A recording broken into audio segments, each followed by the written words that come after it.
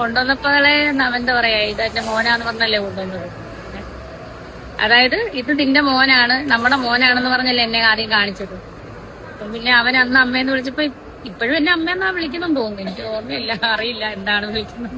ഓർമ്മയില്ല, അറിയില്ല. 24-ാം തീയതി വരെ ഭയങ്കര കമ്പനി ആയിരുന്നു എന്നൊക്കെ പറഞ്ഞ ആളാ ഇപ്പൊ എന്താ വിളിക്കുന്ന അറിയില്ല എന്നുള്ളത്. അത്രത്തോളം അന്തരം ഉണ്ട് രണ്ടുപേരൊന്നും. മനസ്സിലായില്ലേ? ഇപ്പൊ കിച്ചു പറഞ്ഞ കാര്യങ്ങളൊക്കെ ഏകദേശം മനസ്സിലായല്ലോ അല്ലേ? അത് തന്നെ, ഇവർ അങ്ങോട്ടും ഇങ്ങോട്ടും ഒരു കമ്മ്യൂണിക്കേഷൻ പോലും ഇല്ല. അതുകൊണ്ടൊക്കെ തന്നെയാണ് ഈ കോപ്രായത്തരങ്ങളൊക്കെ ഒന്ന് അവസാനിപ്പിക്ക്, വെറുപ്പിക്കല്ലേ എന്നൊക്കെ പറഞ്ഞിട്ട് ഒന്നും സംസാരിക്കാത്തത്.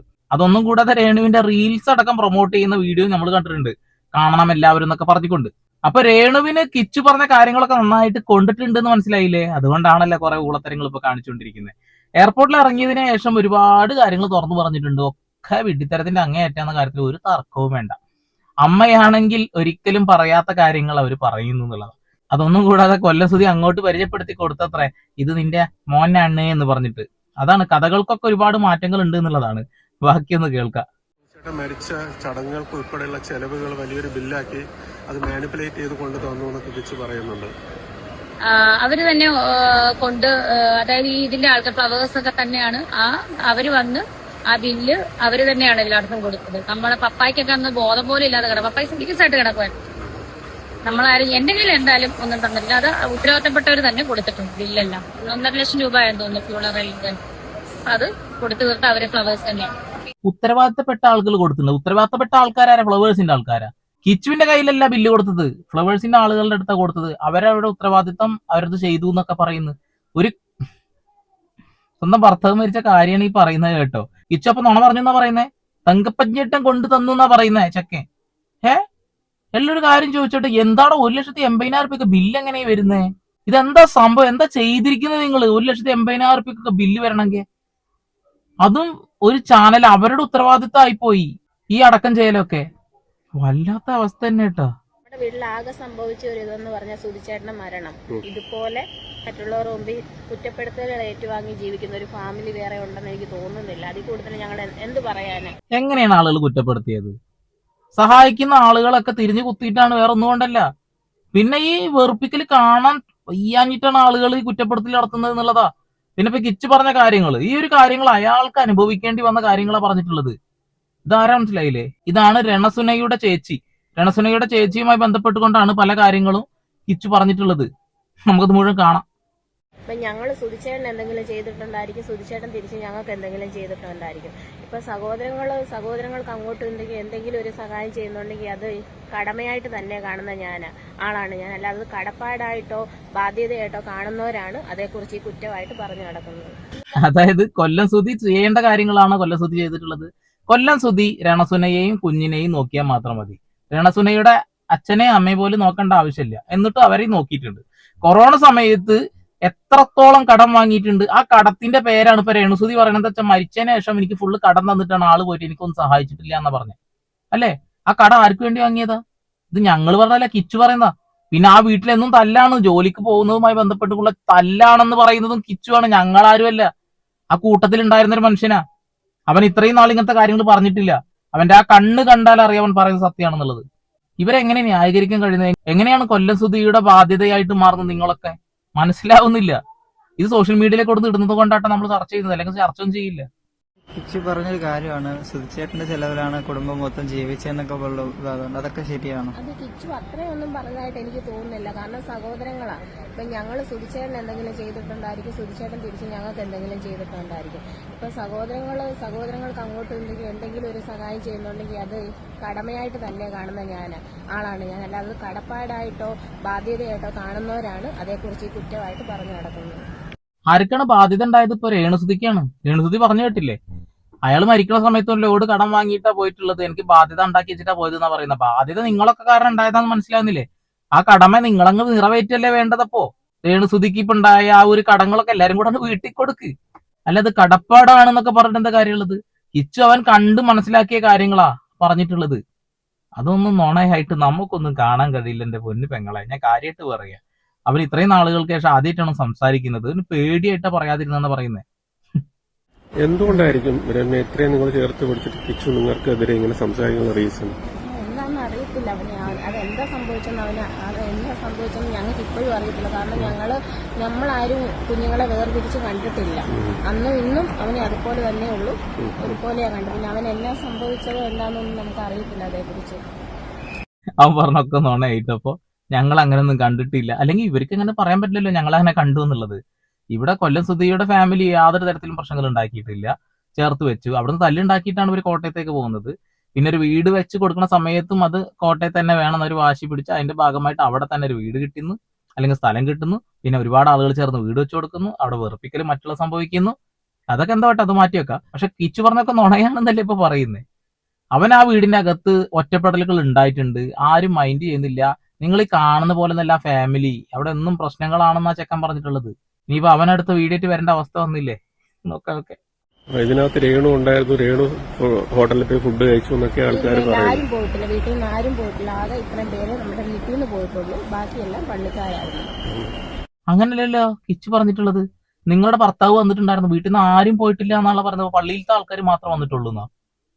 സത്യത്തിൽ നിങ്ങളൊക്കെ എങ്ങനെയാണ് ഇങ്ങനെ നുണ പറയുന്നത് മനസ്സിലാവുന്നില്ല. അല്ലെങ്കിൽ ആരതിൽ നുണ പറയുന്നത്? കിച്ചു ആണോ? എനിക്ക് തോന്നുന്നില്ല കിച്ചു അങ്ങനെ നുണ പറയേണ്ട ആവശ്യമുണ്ടെന്ന്. കാരണം അദ്ദേഹത്തിന്റെ അച്ഛനാ മരിച്ചു പോയിട്ടുള്ളത്. ആ ഒരു സമയത്ത് വാഹനത്തിന്റെ അകത്ത് എല്ലാവരും ഒരു ആഘോഷ മൂഡിൽ പോയി എന്ന് പറയുമ്പോൾ അല്ല ഈ പള്ളിക്കമ്മറ്റിക്കാരാ, ഇതെന്ത് സംഭവം മനസ്സിലാവുന്നില്ല. അതിലേക്ക് വരാം. ഒരുപാട് ഇതിനെ സഹായിക്കുന്നുണ്ടെന്ന് പറഞ്ഞുള്ള വീഡിയോസ് ഒരിക്കലും കണക്ക് പറഞ്ഞതല്ല. ഞാൻ ഒരിക്കലും അങ്ങനെ ഒരു അമ്മ അല്ലെങ്കിൽ കണക്ക് പറയാൻ പറ്റത്തില്ല മക്കൾക്ക് കൊടുക്കല്. പക്ഷെ അത് പറയേണ്ടി വന്ന അവസ്ഥ വന്നു. കാരണം എന്താ ആലോചിക്കണ? എന്താ കാരണോ? സ്വന്തം മകനെ സഹായിച്ചതാണെങ്കിൽ അത് ആളുകളുടെ മുന്നിലേക്ക് ഇട്ട് കൊടുക്കൊന്നുമില്ല. അങ്ങോട്ടും ഇങ്ങോട്ടും പ്രശ്നങ്ങളുണ്ടെങ്കിൽ ഫോൺ വിളിച്ച് സംസാരിക്കാന്ന പ്രശ്നമല്ലേ ഉണ്ടായിരുന്നുള്ളൂ അല്ലേ? അത് നിങ്ങൾ മറ്റുള്ള ആളുകൾക്ക് കടിച്ചു കീറിട്ട് കൊടുത്തതല്ല. ആ ചെക്കന്റെ ലൈഫ് ഇല്ലാണ്ടാക്കാൻ നോക്കിയല്ലേ നിങ്ങൾ എല്ലാവരും ചെയ്തത്. അവന്റെ ഒരു റീല് പോന്നിട്ടുണ്ടായിരുന്നു, നിങ്ങൾ കണ്ടിട്ടുണ്ടാവുമെന്ന് അറിയില്ല. ആ ചെക്കൻ നല്ല കാലിബറുള്ള ചെക്കനാ, നല്ല അടിപൊളിയായിട്ട് അതിൽ ആക്ട് ചെയ്തിട്ടുണ്ട്. അത് ആക്ഷൻ അല്ല സത്യത്തില്, അത് അവന്റെ റിയാക്ഷൻ ആണ്, അത് റിയാലിറ്റി ആണ്, നമുക്ക് വ്യക്തമായിട്ട് അറിയാം. എന്നാലും കഴിവുള്ള പയ്യനാ. രണസുനൊക്കെ മാറി നിൽക്കേണ്ടി വരും ചെക്കനൊക്കെ സിനിമയിലെ മറ്റോ കയറി കഴിഞ്ഞാൽ. ഞാൻ കാര്യമായിട്ട് പറയാ, 1 രൂപ പോലും കൊടുത്തിട്ടില്ല മക്കൾക്ക്. അവന് അതുപോലെ അവരുടെ അക്കൗണ്ട് നമ്പർ ഇട്ടിട്ട് ഒരു ബ്ലോഗർ പറയുന്നു ഒന്നും കൊടുത്തിട്ടില്ലെന്നൊക്കെ പറയുമ്പോൾ നമ്മളൊരു മനസാക്ഷിയുള്ള മനുഷ്യനല്ലേ. നമ്മൾ മനുഷ്യരല്ലേ, ഞാനൊരു മനുഷ്യനല്ലേ. അതുകൊണ്ടാണ് ഞാൻ ആർക്കും കൊടുത്തല്ലേ. നിങ്ങളൊരു മനുഷ്യനാണോ ചോദിക്കട്ടെ? നിങ്ങൾ ആ പയ്യനെ വിളിച്ചിട്ട് ആ കാര്യം ഒന്ന് പറഞ്ഞാ പോരെ, സംസാരിച്ച് തീർത്താ പോരെ? ഇനിയിപ്പോ ഒക്കെ സോഷ്യൽ മീഡിയയിൽ തന്നെ കിടക്കുക. അതുകൊണ്ട് സോഷ്യൽ മീഡിയയിലുള്ള സാധനങ്ങൾ നമ്മുടെ അടുത്ത് റിയാക്ട് ചെയ്യും പോരെ. കുറെ ആളുകൾ പറയും നിങ്ങൾ എന്തിനാ അത് റിയാക്ട് ചെയ്യുന്നത്, അത് ഒഴിവാക്കി കൊടുത്ത്. അങ്ങനെ ഒഴിവാക്കാൻ പറ്റും. ഇനി അങ്ങനെ കിച്ചൊരു കാര്യം പറഞ്ഞിട്ടുണ്ടെന്നുണ്ടെങ്കിൽ ഇവരതിനെ എതിർത്തുകൊണ്ട് ഇങ്ങനെയുള്ള പൊട്ടത്തരങ്ങനെ കാണിച്ചു കൊടുക്കുമ്പോൾ തീർച്ചയായിട്ടും ആ ചെക്കന്റെ കൂടെ നിൽക്കാതിരിക്കാൻ കഴിയുമോ? നിങ്ങളൊന്ന് പറ, നിങ്ങളൊന്ന് ആലോചിക്കുകയൊന്നല്ലെങ്കിൽ. മറ്റുള്ള ആളുകളുടെ വാശി തീർക്കാൻ വേണ്ടിയിട്ടോ മറ്റുള്ള ആളുകളോട് വാശി തീർക്കാൻ വേണ്ടിയിട്ടോ ഇത് ചെയ്തത് ശരിയല്ല. സ്ക്രീൻഷോട്ട് എടുത്ത് കൊടുത്തല്ലേ. എന്റെ വീട്ടിൽ വരുന്ന ചേച്ചിമാര് അതുപോലെ എന്നെ ഒരുപാട് നല്ല വ്ളോഗൊക്കെ ചെയ്യുന്നവരൊക്കെ തന്നെ സജിന ചേച്ചിയൊക്കെ ആണ്. അവരൊക്കെ കണ്ടുകൊണ്ടിരിക്കുന്ന കാര്യമാണ്. ഞാൻ ആരോടും പറയുന്നതല്ല. ഈ കിച്ചു വിളിക്കുമ്പോഴും ഞാൻ സ്വാഭാവികമായിട്ട് ഇപ്പൊ നിങ്ങളുള്ളപ്പോഴും ഞാൻ വിളിക്കുമ്പോൾ എടുക്കുന്നുണ്ട്. അത് ആരെയും കാണിക്കാനോ ഒന്നുമല്ല, ഞാൻ സ്വാഭാവികമായിട്ട് എടുക്കും. പക്ഷെ എല്ലാവരും എന്നെ ശ്രദ്ധിക്കുന്നുണ്ട്, എന്താരാ വിളിക്കുന്നത് മനസ്സിലായി. അത് ശരി. അവര് ഇനി ഫോണിൽ നിന്ന് അടിച്ചു മാറ്റിയെന്നും കൂടി പറഞ്ഞാൽ മതി. എന്റെ വീട്ടിലേക്ക് വരുന്ന സജീന വ്ളോഗ്സിനൊക്കെ ഞാൻ കൊടുത്തതാ.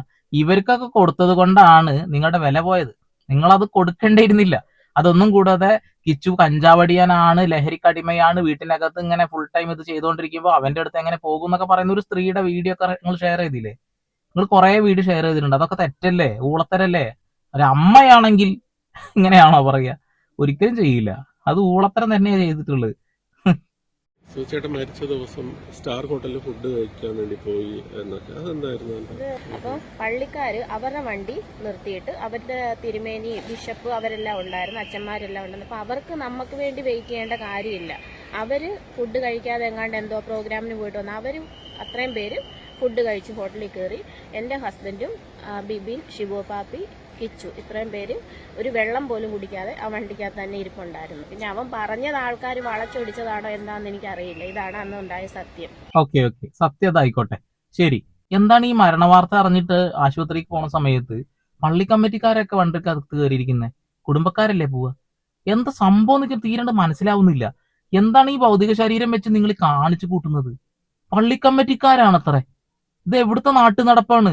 ഇതൊക്കെ എന്താ സംഭവം? ആള് ഹിന്ദുവായി ജനിച്ചൊരു മനുഷ്യനല്ലേ? ഓക്കെ, അയാൾ ഇഷ്ടമുള്ള മതം സ്വീകരിച്ചു, എന്തോ ആവട്ടെ. പക്ഷെ ആ ശരീരത്തിന്റെ മുകളിലൊരു തല്ലുണ്ടായിട്ടുണ്ട്. പള്ളിക്കാരാണ് അത്ര ശരീരം കാണാൻ വേണ്ടി പോയത്, അല്ലെങ്കിൽ മരണപ്പെട്ട് അറിഞ്ഞു പോകുന്നേ. അവരെന്നിട്ട് ഭക്ഷണം കഴിച്ച് അവർക്ക് ഇത് നോക്കേണ്ട കാര്യമില്ലല്ലോ. ആ ഒരു വിഷമത്തിലിരിക്കുന്ന പയ്യനെ കുറിച്ച് ചിന്തിക്കണ്ടേ? ഇതിന് ന്യായീകരിക്കാനൊന്നും കഴിയില്ല എന്റെ പൊന്നു ചേച്ചി. ഇത് ന്യായീകരിക്കാൻ കഴിയില്ല, ഇത് ന്യായീകരിക്കാൻ കഴിയില്ല. അയാളുടെ ശരീരം അയാളുടെ വീട്ടുകാർക്കാണ് വിട്ടുകൊടുക്കേണ്ടിയിരുന്നത്. പക്ഷെ അത് നേരെ ഇങ്ങോട്ടാ കൊണ്ടുപോയത്. അത് ആ പയ്യനൊന്നും പറയാൻ പോലും കഴിയാത്ത രീതിയിൽ ആകെ സങ്കടപ്പെട്ടിരിക്കുക. കുറെ പള്ളിക്കാരുണ്ടായിരുന്നു എന്നൊക്കെ പറയുന്നത്. ഇതൊക്കെ കൃത്യമായി അറിയുന്ന ആരെങ്കിലൊക്കെ ഉണ്ടെങ്കിൽ ഒന്ന് കമന്റ് ചെയ്യണം കേട്ടോ. എന്താ സംഭവം എന്നറിയില്ല. നമ്മളെ വീട്ടിൽ മരണം സംഭവിച്ചു കഴിഞ്ഞിട്ടുണ്ടെങ്കിൽ ഭാര്യ മതം മാറി, ഇയാൾ മതം മാറിയെന്ന് എനിക്കറിയില്ല. മാറി ഉണ്ടെങ്കിൽ തന്നെ ഇങ്ങനെയാണോ? പള്ളിക്കാരൊക്കെ വരുമോ വാഹനത്തിൽ കയറിയിട്ട്, ആംബുലൻസിലൊക്കെ കയറിയിട്ട്, അല്ലെങ്കിൽ കാറിലൊക്കെ കയറിയിട്ട് നമ്മളെ കൂടെ വരുമോ? അറിയുന്നൊരു കമന്റ് ചെയ്യും.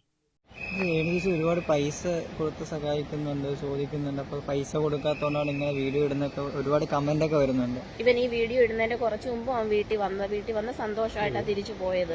അന്ന് പറഞ്ഞ് പുതിയ ജോലി കിട്ടി, ജോലിക്ക് കയറി എന്നൊക്കെ പറഞ്ഞിട്ടാ പോയത്. പിന്നെ പെട്ടെന്ന് ഒരു ദിവസം എന്താ സംഭവിച്ചത് നമുക്ക് അറിയത്തില്ലല്ലോ. അവൻ ഫേമസ് ആവാൻ വേണ്ടിയിട്ട്, രേണുസുതി പറഞ്ഞ പോലെ ഫേമസ് ആവാൻ വേണ്ടിയിട്ട് ചെയ്തതാവും. ഇതിങ്ങനെ കണ്ടിന്യൂ ചെയ്താൽ നല്ല റീച്ച് വരും എന്നുള്ള കാരണം കൊണ്ട് ചെയ്താവും അല്ലെ?